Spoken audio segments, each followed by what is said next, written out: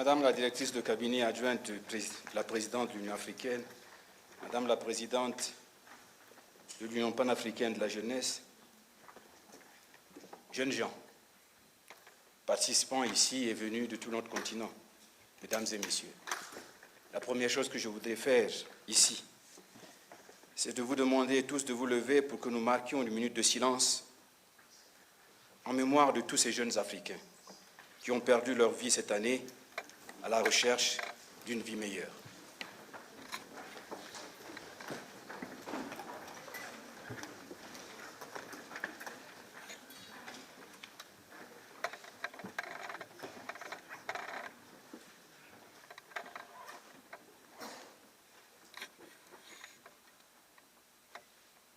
Merci bien.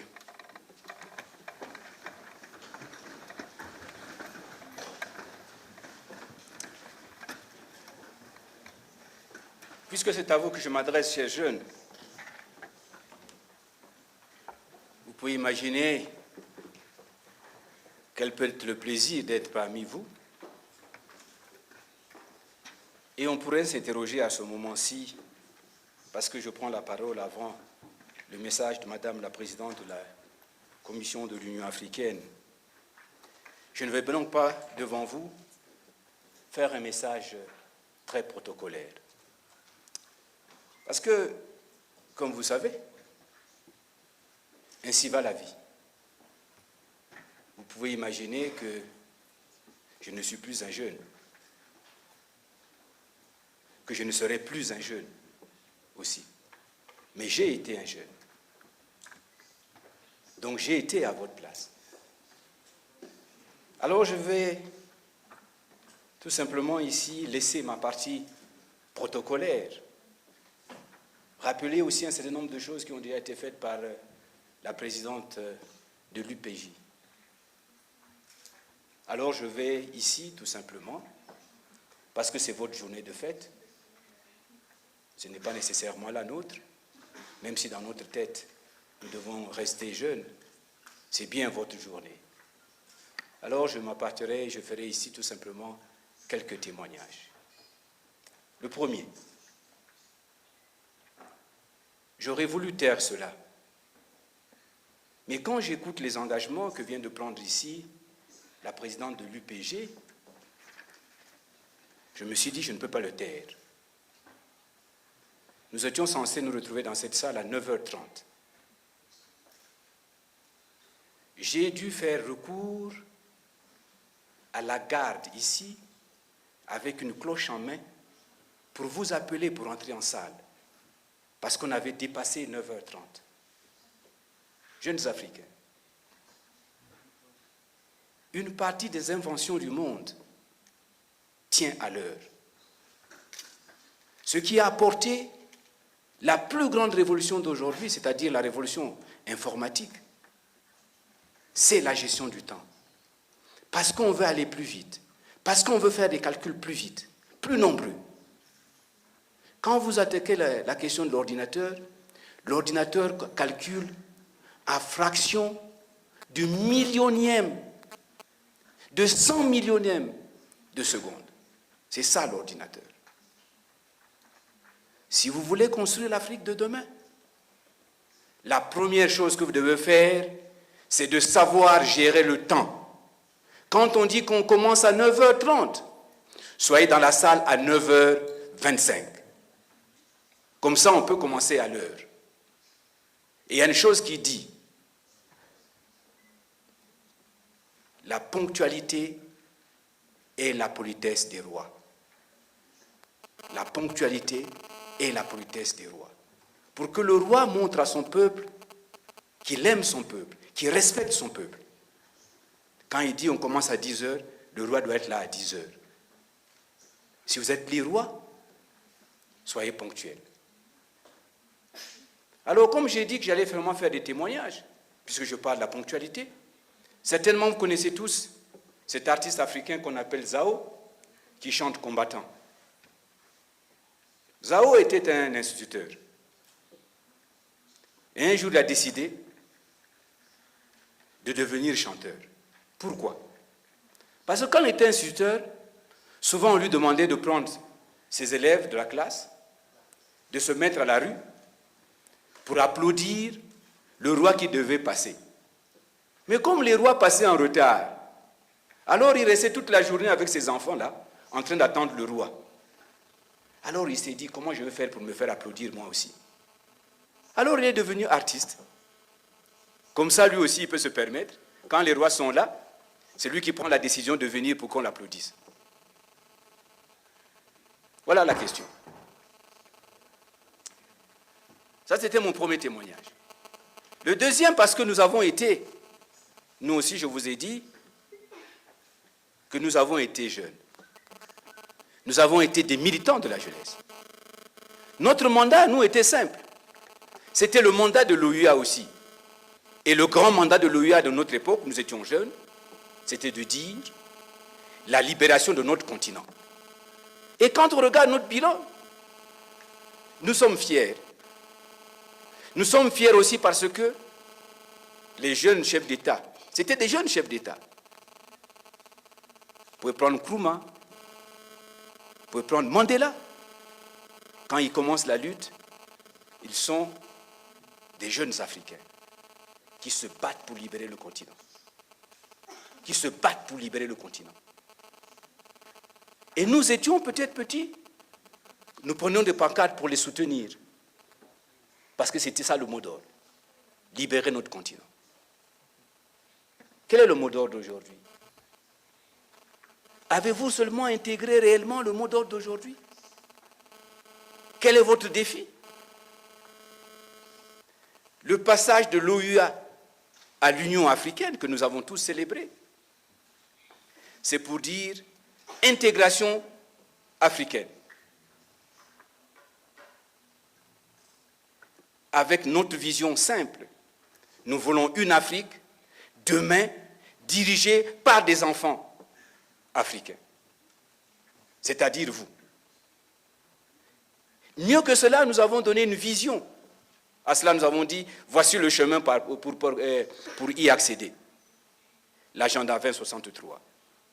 Nous avons arrêté également une position commune africaine pour élaborer cela.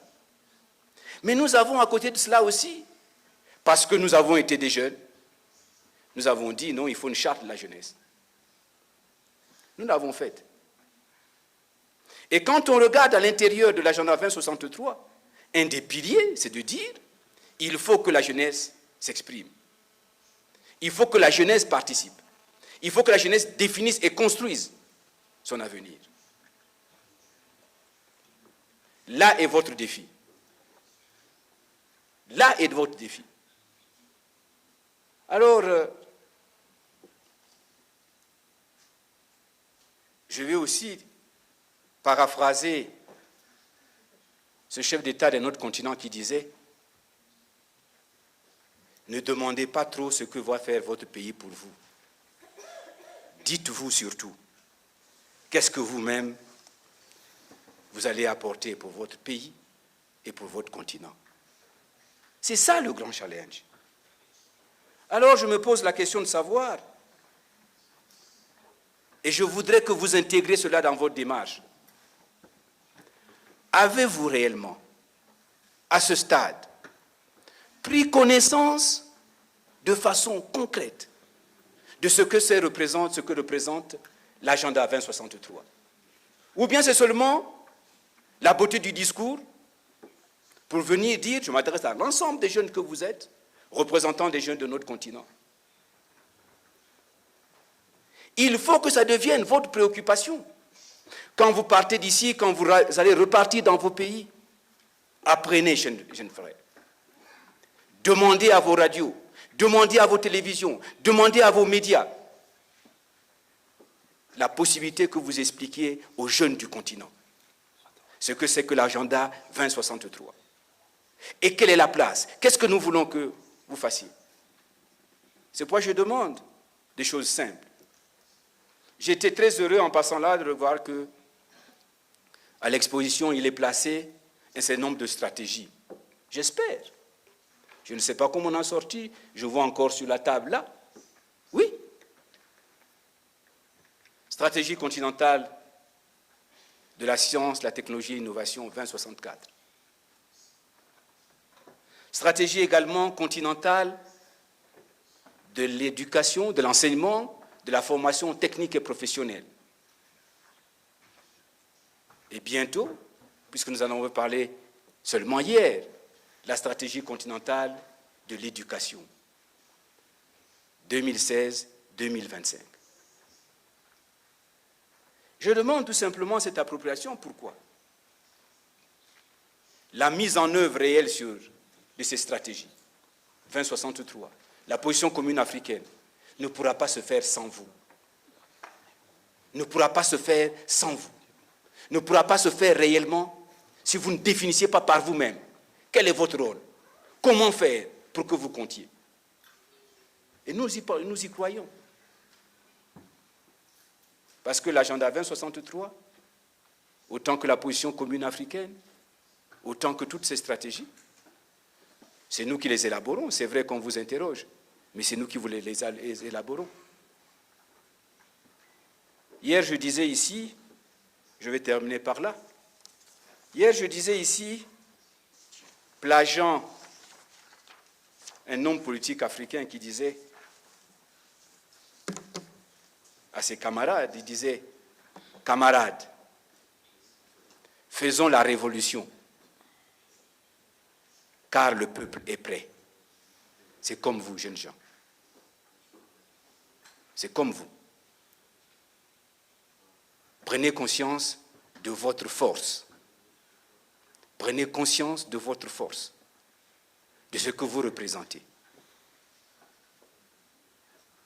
Et en ce moment-là, vous ferez la révolution dont nous avons besoin pour notre continent. Une seule question. C'est vrai, nous avons dû choisir ces jeunes qui sont venus. Je voudrais féliciter beaucoup d'entre vous qui sont venus ici par leurs propres moyens. C'est important, par leur propre volonté.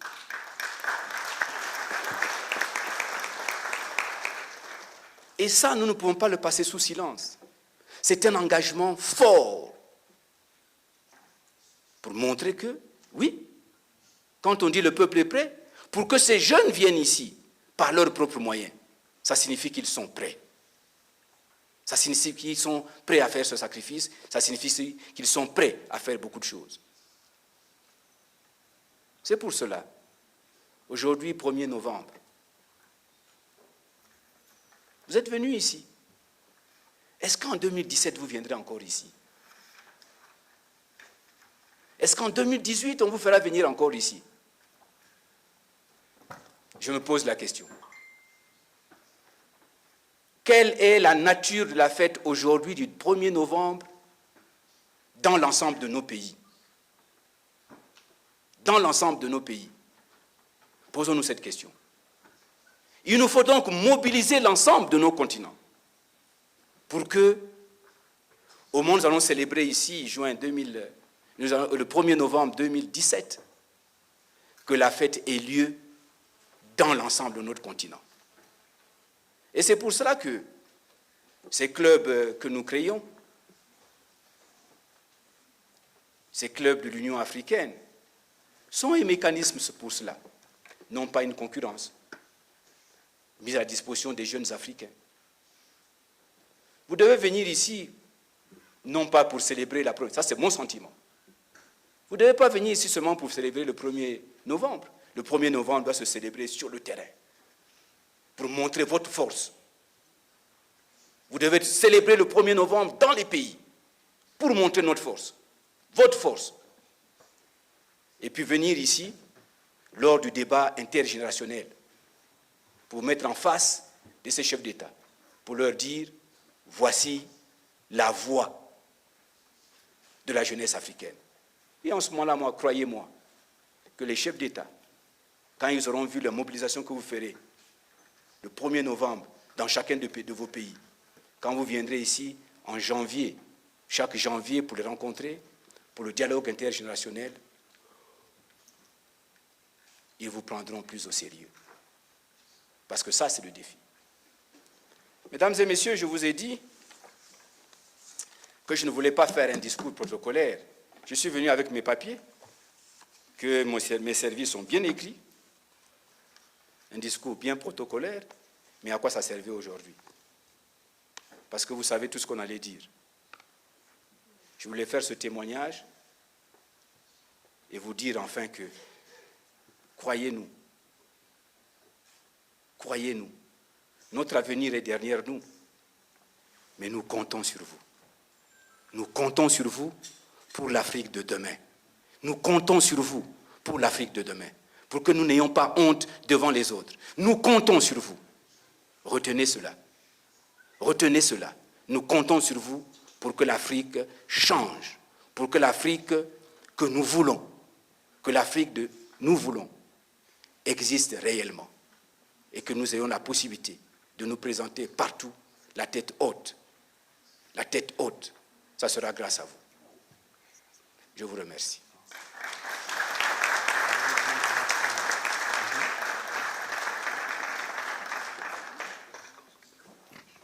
Thank you.